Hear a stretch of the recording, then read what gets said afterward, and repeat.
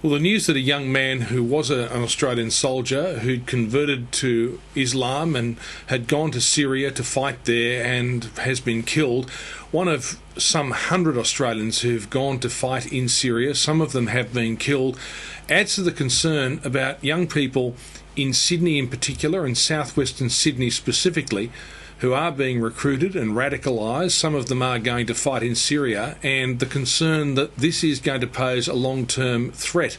Now, the interesting part of this is that many of these people don't have a Syrian background. Many of them are converts to Islam and to radical Islam. They're not in the mainstream, but they're not of Syrian background, but they've decided to go there to engage in jihad, to fight with Al-Qaeda-led forces.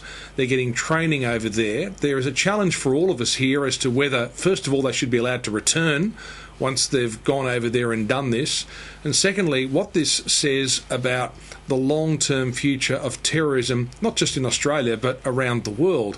There are a lot of authoritative people who believe that after the very long fight against terrorism, the so-called war on terrorism, things are now more dangerous than they have been for many, many years. And we've got situations where people in this country are being radicalised, people who could live a good, stable life at a time when there are people risking their lives to get here and live here by boat, and people clamouring for the life that we have in this country. There are others who are lucky enough to be Australians, many of them born in this country, most of them indeed born in this country, who for some reason get their heads twisted into some radical view of Islam and they go and fight, they get trained, and potentially who knows what else might be lying behind the sort of training that they are getting.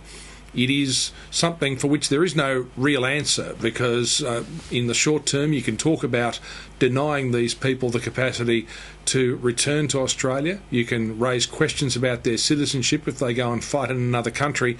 But the bigger question is how much of this radicalisation is going on in other parts of the world, how much of it's happening in southwestern Sydney, what are people up to, and whether, given that there are now a series of hotbeds around the world, very much like what we saw in the lead up to 9/11, whether we've got a lot of hotbeds producing people who may be now emboldened and may decide to take further action in the years ahead. The world holds its breath. It doesn't make a lot of sense, but it's something we may have to deal with into the future.